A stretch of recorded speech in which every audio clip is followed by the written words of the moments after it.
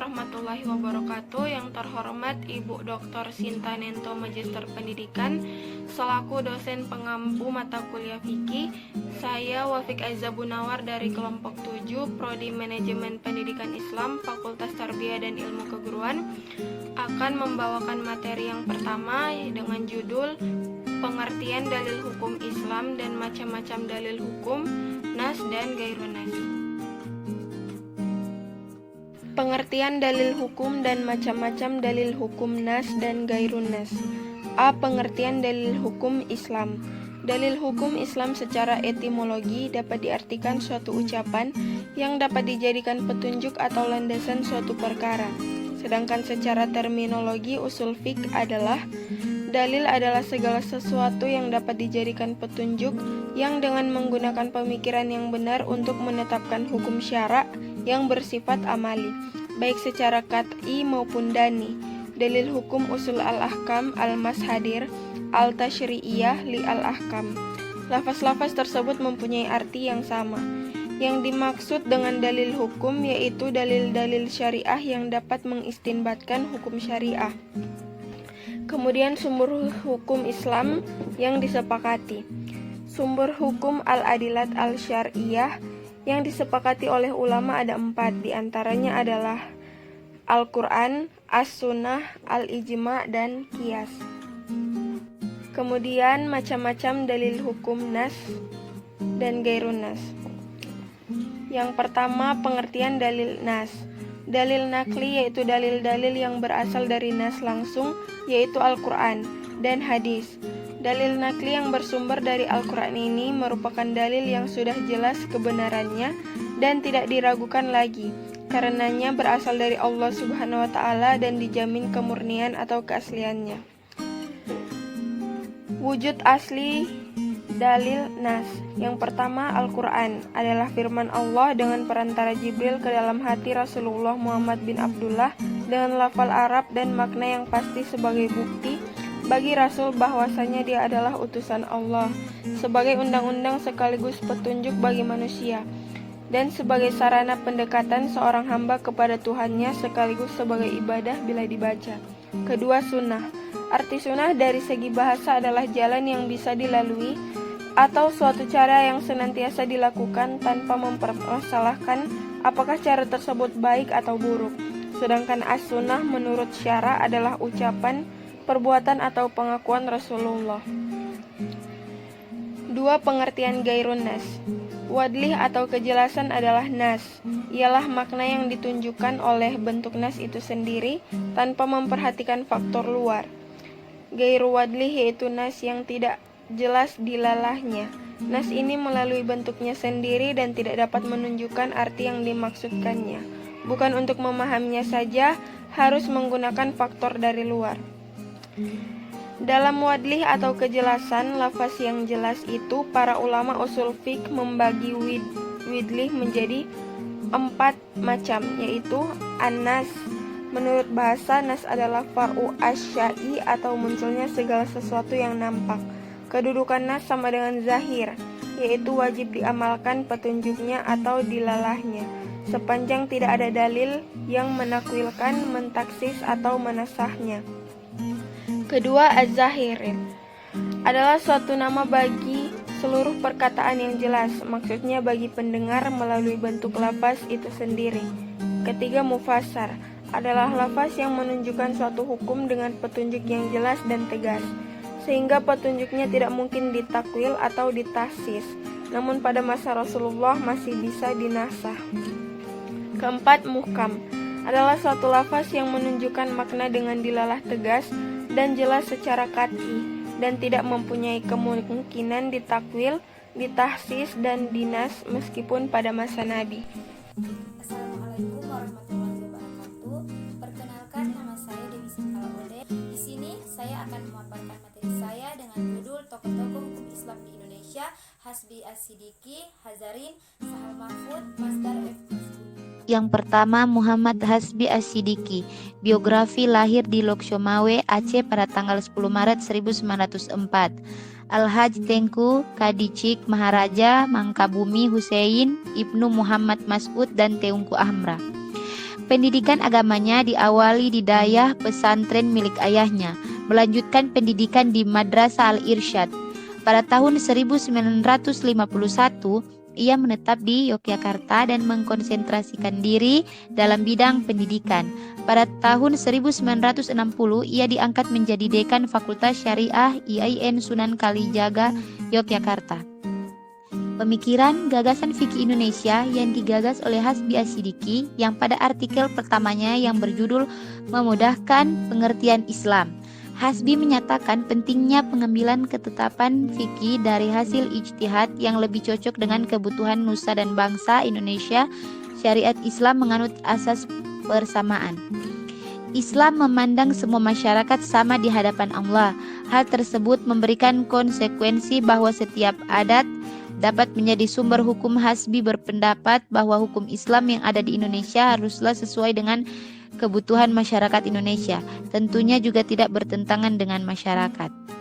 2. Hazairin, biografi, lahir di Bukit Tinggi 28 November 1906. Beliau adalah anak tunggal pasangan Z. Buhari dan Rosida. Pendidikannya Hollands Infancy School atau HIS tahun 1911, MULO 1920, AMS Bandung dan RHS Batavia.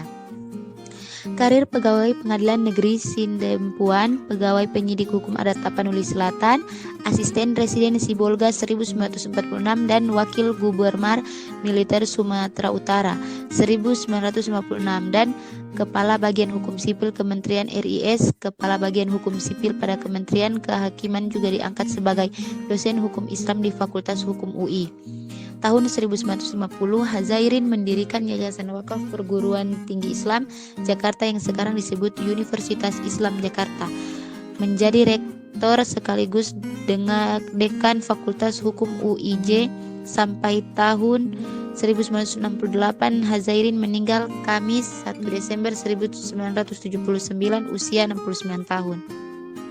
Pemikiran Hazairin membentukkan fikih mazhab nasionalnya dengan titik berangkat dari pengembangan fikih mazhab Syafi'i.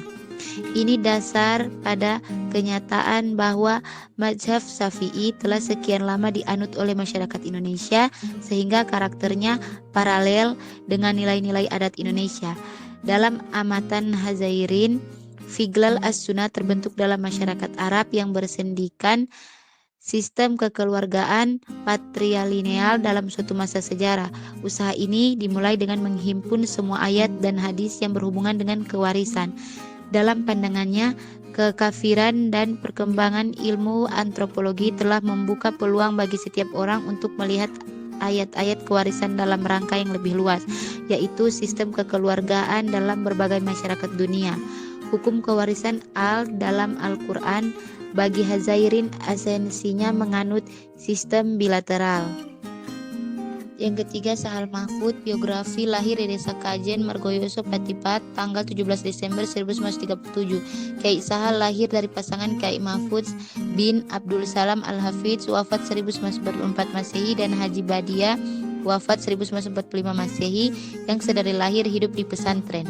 Pada tahun 1964 atau 1969, Kiai Sahal menikah dengan Haji Nafisa binti Kiai Abdul Fattah Hashim, pengasuh pesantren Fatimiyah Tambak Beras, Jombang, dan berputra Abdul Ghaffar Rozin.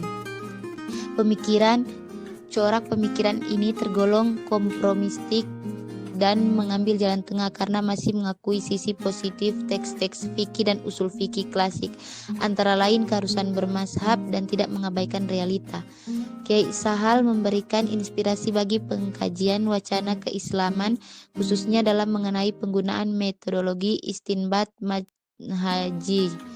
Melalui deklarasi penggunaan metode bermazhab secara manhaji di kalangan NU, sesungguhnya pemikiran Kiai Sahal dapat menemukan urgensi kontribusinya dalam mengubah tradisi NU yang literal kauli menjadi tradisi metodologis manhaji. Kontribusi tersebut tampak penting dalam upaya menciptakan pemahaman hukum Islam modern dan humanistik. Yang keempat, Masdar Farid Masudi. Biografi, lahir di Dusun Jombor, Cipete, Cilongok, Purwokerto pada tahun 1954. Ibunya bernama Haji Hasanah dan ayahnya bernama Masudi bin Abdurrahman. Pendidikan pesantren Salaf Api di Tagalrejo, Magelang, pesantren Krapyak, Yogyakarta. Melanjutkan studi di Fakultas Syariah TAIN Sunan Kalijaga, Yogyakarta, jurusan Tafsir Hadis, S2 Filsafat UI 1997. Karir menjadi dosen di STF Sekolah Tinggi Filsafat di Jakarta, bidang Islamologi. Pemikiran beberapa tema yang pernah dikemukakan oleh Masdar terkait hukum Islam yakni tentang risalah zakat, pajak, dan hak-hak reproduksi perempuan. Masalah zakat pajak, menurut Masdar, ketidakmampuan mewujudkan zakat ya sebagai penggerak perbaikan kesejahteraan sosial dikarenakan kelemahan dalam 3 dasar, yaitu kelemahan secara pandangan, lembaga, dan manajemen operasional. Islam dan hak-hak reproduksi perempuan. Dilontarkan Masdar berangkat dari keprihatinan masih dominannya anggapan bahwa perempuan merupakan subordinasi dari kaum laki-laki. Menurut pandangan Masdar, persoalan mendasar tentang relasi laki-laki dan perempuan adalah menyangkut prinsip kesetaraan, keadilan, dan non-diskriminasi. Pemahaman bahwa perempuan selamanya berada pada posisi nomor 2 dan tidak bisa dipertahankan dan sudah harus direkonstruksi. Masdar mencontohkan kepemimpinan bisa dipegang siapapun asalkan ada kemampuan. Assalamualaikum warahmatullahi wabarakatuh. Perkenalkan, nama saya Rahmatumayahu. Baiklah, di sini saya akan menjawab pertanyaan dan jawaban materi ke-1. Berikut ada pertanyaan dari materi 1. Yang pertama, apabila sumber suatu hukum terdapat pada Al-Quran dan Qiyas yang saling bertentangan, maka kita harus mengambil sumber hukum dari mana? Jawabannya, sumber hukum Islam itu kan berhierarki atau bertingkat. Maka ada 3. Yang pertama, Al-Quran sebagai sumber pertama sekaligus tertinggi bila belum jelas atau tidak ada yang masuk. Kedua, hadis, bila juga tidak ada baru. Ketiga, ijtihad. Dalam ijtihad itu termasuk ijma dan qiyas. Bila 3 sumber hukum itu saling bertentangan, ambil sumber yang tertinggi. Jadi bila Quran dan qiyas bertentangan, yang diambil adalah yang berasal dari Al-Quran. Pertanyaan kedua, coba sebutkan beberapa contoh ijma zani yang terdapat dalam Islam.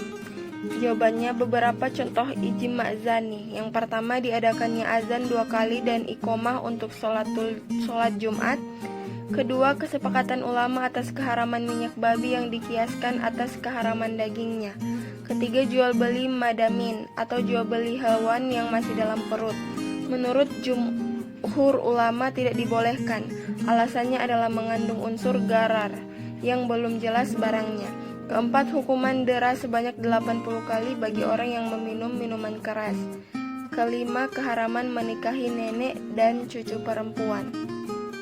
Pertanyaan ketiga, bagaimana dalil dan hukum fikih terhadap masyarakat yang saling bertentangan terhadap ilmu agama? Pembahasan seputar dalil saat berbicara masalah agama, terlebih bila berbicara tentang perihal amaliyah, menjadi bahan yang sangat seru untuk dikaji.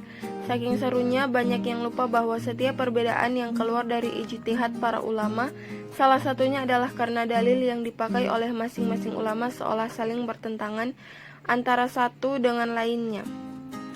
Hal tersebut dibuat supaya orang-orang di zaman ini tidak terlalu banyak berdebat atas apa yang sebenarnya mereka belum kuasai.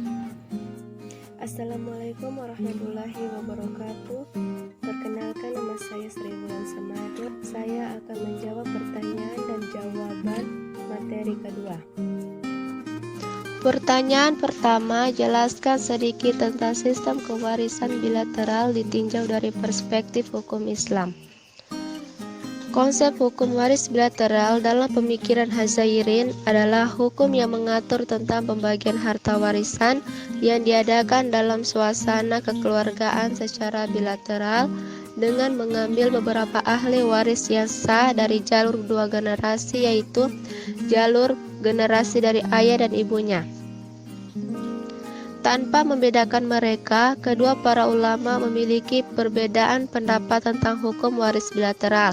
Satu pihak menolaknya dan pihak lain menerimanya. Pertanyaan kedua, apakah terjadi pertentangan ketika masdar mencontohkan kepemimpinan bisa dipegang siapapun, asalkan ada kemampuan? Jawabannya tidak, karena apa yang akan dipertentangkan jika seseorang yang tidak memiliki kemampuan dalam kepemimpinan untuk mencontohkan kepemimpinan, sedangkan dia sendiri tidak bisa mencontohkannya kepada yang lain. Pasti dalam organisasi tersebut tidak akan terarah atau teratur, sedangkan untuk mencontohkan kepemimpinan perlu ada kemampuan. Yang pertama, kemampuan komunikasi, kedua, kemampuan membina dan mengarahkan, dan ketiga, peka terhadap kebutuhan sekitar. Berikut ini adalah beberapa referensi yang kami ambil dalam menyusun materi yang kami bawakan.